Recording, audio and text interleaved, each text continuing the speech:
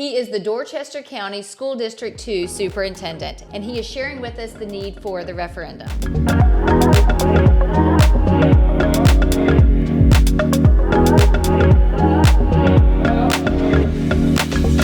Dr. Robbins, thanks for coming on today. My pleasure. Thanks for having me. You bet. So kind of want to introduce you, let the community get to know your role here in the Dorchester County area, but you're a resident. Yes, ma'am. Of Dorchester County. You're a dad to 2 boys. I am. I have 2 grown boys. My oldest son's a surveyor here in the Low Country, and my youngest son is a senior at the College of Charleston. All right, and you longtime educator. Yeah. Tell us about your journey. So I've been an educator for almost 30 years. I started out my career in healthcare, and then I transitioned into teaching.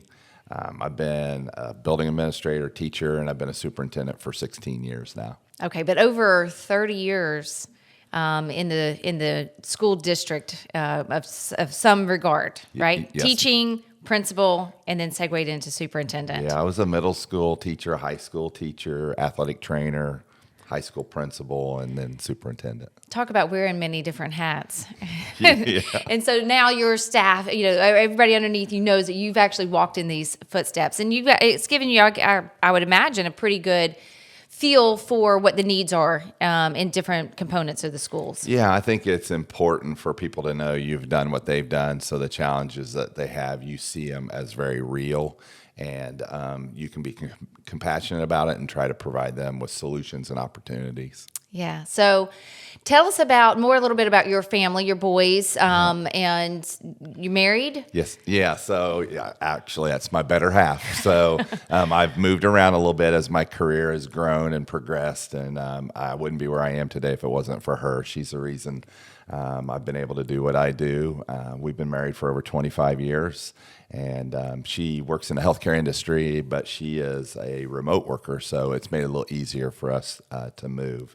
But we have 2 boys. Our oldest son, Bryce, graduated from Coastal Carolina with a degree in adolescent psychology, and lo and behold, he's a surveyor, but loves it. He works here in the Low Country for an engineering firm, and so he's nearby. My youngest son is a finance major, accounting major at the College of Charleston. He's a senior this year, and so we're very blessed to have them here in the area with us. But I also add a couple extra grown kids to that resume, and that's my parents. When I moved to South Carolina, my parents moved with me, and so they moved to Somerville when I took the job at Dorchester County. So my whole family is here in the Low Country, and that makes things really nice for us. Yeah, keeping it all local, and so you've come to grow to love this community in the short time that you've been here.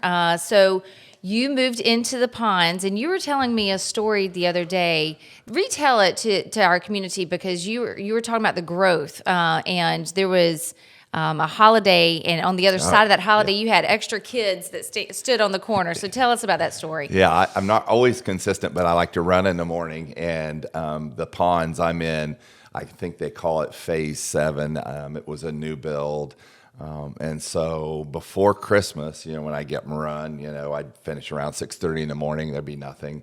And then after Christmas break, I came back from my run and I saw about 25 kids across from my house waiting on a bus. And those were kids that weren't there before Christmas break, because there are people that were moving in as their houses were completed during the holidays. And we're seeing that all across our community, but even in my neighborhood that's really mostly built out, there's been over 150 homes that were built in the last 18 months. And so they all have school-age children, and they love the community, and they're moving here from out of state, a lot of them. Well, you migrated here. I migrated here back 24 years ago, moved here into Charleston to work. But when I really started looking at where am I going to plant a family, strengthen the roots of community, and where do I want to be raising my children, I chose Somerville. Mm-hmm. And a lot of other families feel the same way. We have a big migration to our area, and I'm on the forefront of a lot of these conversations. Just this year, we've had 12 families that have signed buyer's agency with my team from other parts of the country.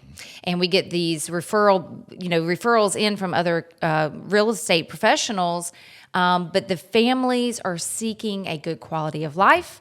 They're seeking good schools to put their children in. They're seeking a good opportunity for their work environment. So they're just constantly coming in, and we're going to continue to see that. As far as Charleston goes, they know they want to move to Charleston, but when they really start looking at community base and what's important in schools, they oftentimes land in Summerville. So, but it's putting a lot of pressure on our school district. It is. It is. There are a lot of times that we always hear when new students are enrolling and from out of state, they do their research. And Dorchester School District 2 in this area has a wonderful reputation. We're one of the best, if not the best, school district in the Lowcountry. And I'll stand behind that any day. And so that does put a little pressure on us. But, if you also look at the community itself and the things that they're doing with the parks, development with the downtown Somerville, trying to maintain, that historic image and then bring people to the downtown area to enjoy it. Yeah. I use the Third Thursday as an example and the farmers market. And those are all things that are wonderful that, my wife and I said, when I'm done, when I retire, is this a place that we want to live? And my parents living here, there's just so many things for people to do. And it doesn't matter your age, young, middle age, old age. There's plenty to do in the community. There really is. And so it's not just families. It's people retire here or even an active retirement where they're looking at a second career in something different than what they've been doing. But you're right. There's almost between the Flowertown Festival, Dream does not only the Third Thursday, but just an amazing job of building out almost more activities than we can even do, and so it's something for everybody. The Italian Festival, we were just meeting with some of the leaders of these last night, you and I, and so it's just instrumental. But the thread is that people love Somerville. It's got a lot of history, a lot of richness, but we've got to do some things to maintain the quality of life. And that's really what we're here to talk about today is what are the needs for the district in order to, as we present this growth, and the pressure that it's having on the schools, what is that going to look like? I know that there's been a 3-year plan, and that 3-year plan has been coming to a close, and now it's time to take some action. Right. So tell us about what that vision is and why we need it. Yeah, so every day we look at the capacity of our schools with all the new families moving in, and what we don't want to do is allow the increased enrollment in certain buildings to degrade the quality of education that we're providing.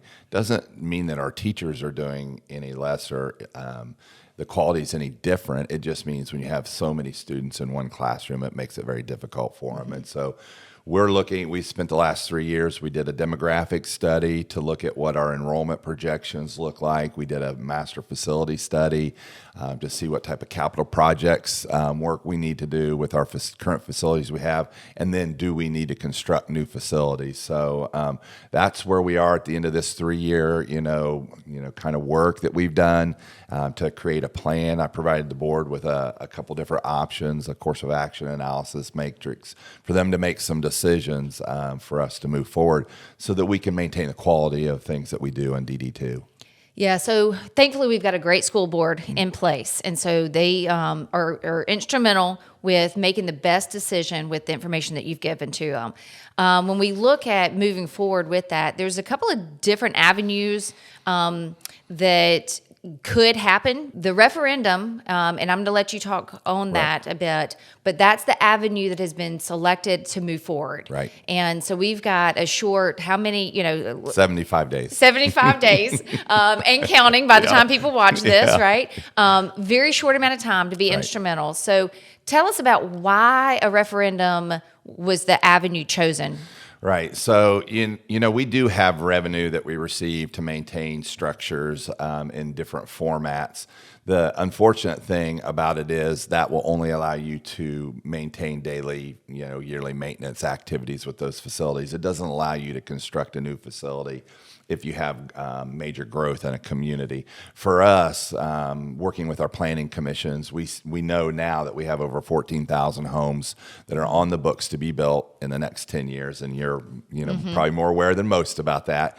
And then another 3,000 homes that are potential developments as well. And so those all generate some quantity number of school-age children. And so if you don't plan and you're not proactive about it, then it becomes completely crisis mode for us. And so the only way we can build a structure because of the cost of building a facility like that is through the referendum route. And that's the reason why. But I also will share that, first of all, I want to say this because you mentioned the board. The one thing that makes our board good is if you ask them what their primary mission is, they're going to tell you it's kids. And that's why we're in this business. And so, no, we don't want to be contractors and constructors and do all those things, but we know we have to do that to provide quality education to our kids. But with that being said, we have more than one pot that we're, working out of. We do have some money that we can use to add on additions to buildings, do some of those temporary structures like learning cottages, which I don't have a problem saying it's a fancy name for a trailer, so that we can have capacity in a building. But to do the major lift, we have to go the referendum route so that we can acquire more money up front to actually contract with a contractor to build a building. So as I understand it, it's a $200 million referendum. How is that going to be impactful?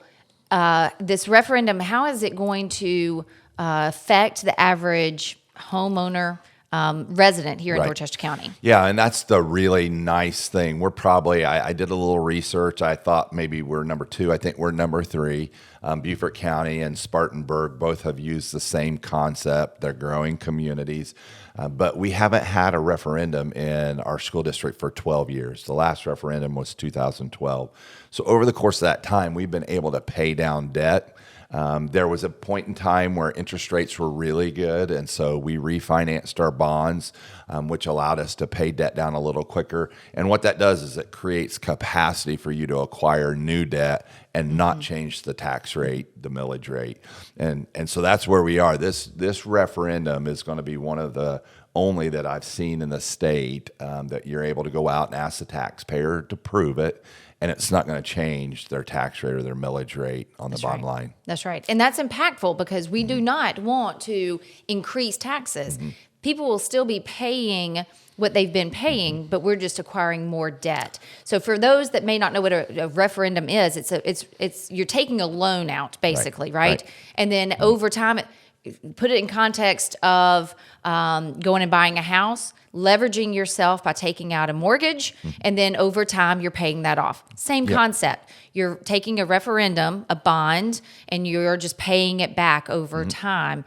We don't have the, some people, they don't like the idea of debt. They don't want the county in debt to anybody. However, we don't have time to waste in or the luxury of saying, well, let's raise all these funds and then build. Right. We don't have that time. No, some people have floated the ideas of impact fees, which isn't on the books right now for us.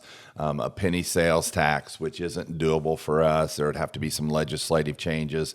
But even those two concepts, if and when they would ever pass, then those monies have to accrue till you get to a level where you could actually build. And I've talked to our local finance people, and they've told me what a penny sales tax would potentially generate. It would take us 6 to 7 years, if it was successful, to generate that revenue. And in 6 to 7 years, that's just how much further behind we are in terms of our enrollment trends in this That's community. Right. And as you were talking about yesterday when we were speaking, it was you can make adjustments on a high school level, right, because of scheduling and early in and early out kind of situations. But when we're talking about elementary and middle school, you can only put so many children into a classroom. And if we're at capacity already today, and we know that area has the 14 to 17,000 extra homes that are going to be built into these areas. That's an emergent need for building on wings to existing buildings, Right. and then also exercising the use to build completely Right. new buildings as Right. well. Right. Even to add a wing on takes us 12 to 18 months. And I'll be very specific in a couple areas. As Summerville has become a destination for families, there are areas in Dorchester County that just hadn't been developed. And that's the Ashley River area. So as you get farther and farther away from Charleston and outside of Summerville, it's still our school district, but there are thousands and thousands of homes being built. The one addition right now that's going up really rapidly feeds straight into Beach Hill Elementary School. And so there is just nothing else we can really do. And, it's really interesting as I was researching all this, the other significant challenge we have is the Ashley River. Because there's no really roadway to go across the river as you get down towards North Charleston, you have to drive all the way up to hit a road to come back down if we were to try to bus those kids to different schools. So it just creates a lot of logistical struggles based on the geography of our community as well. Yeah. And just to revisit, this has been a 3-year plan. Y'all have done a lot of research and to the specific schools where we can just add on the wings or where a new school needs to be planted. So this is not a quick haphazard decision to Right. run, this referendum, and time is of the essence, Right. as I understand it. It is, and so kudos to the board and Mr. Pye. They started a master facility study shortly after COVID. And then, of course, he retired. When I came, I completed the study with the contractor we were working with. And what the study did was looked at every single building and what do they need in terms of maintenance and upgrades and expansions. And then what we did is a demographic study, and we brought in a professional demographer that looked at the growth in the community to give us enrollment forecasts. And we put those two things together and said, okay, what's our need? And so we have worked really for 3+ years on this to have a plan to move forward. When you bring the plan forward, you don't want to bring a plan that's not complete to people. So we have a master facility project list that includes where the new elementary school locations would be constructed. And you'll see that they're in areas that are really right now bursting at the seams and are only going to continue to grow here in the near future. So a lot of thought's been put into this. So what we want to ask the community is to vote yes.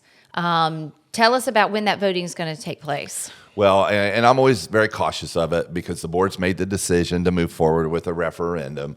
And at this point in the game, it's not my role to tell people how to vote. I'm just trying to educate them on why we're doing what we're doing and how we're trying to accomplish it and be the most fiscally responsible as possible. And so hopefully they see the wisdom in why we're asking them to consider a referendum and why it's such a needed thing in our community right now. Because again, at the end of the day, we want to maintain that high quality of education that we provide our students. So the community will be able to have the opportunity to voice their vote, and that date is going to be when? May 14th. May 14th, the community can voice their vote.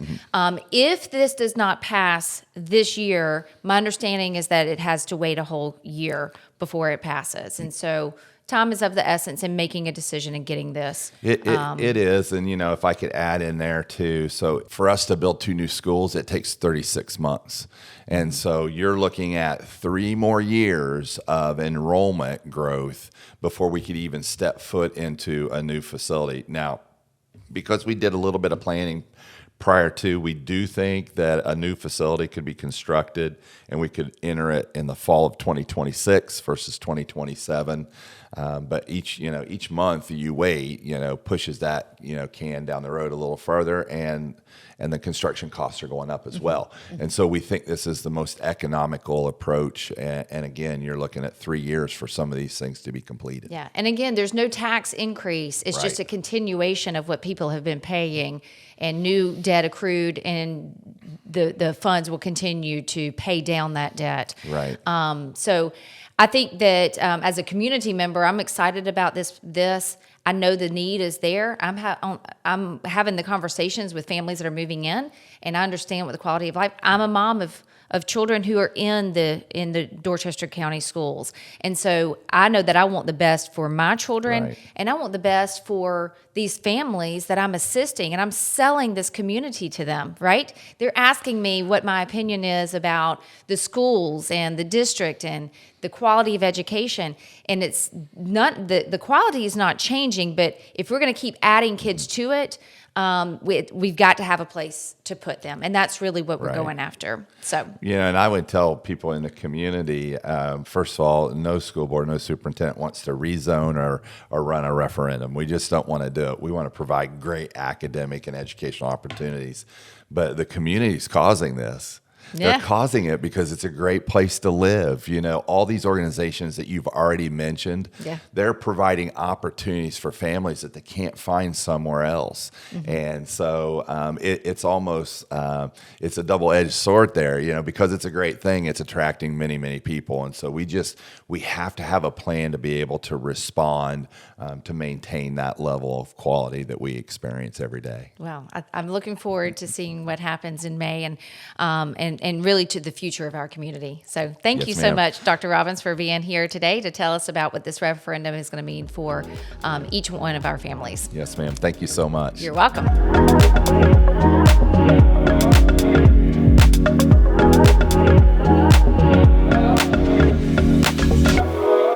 Thanks for joining us. I'll see you next time.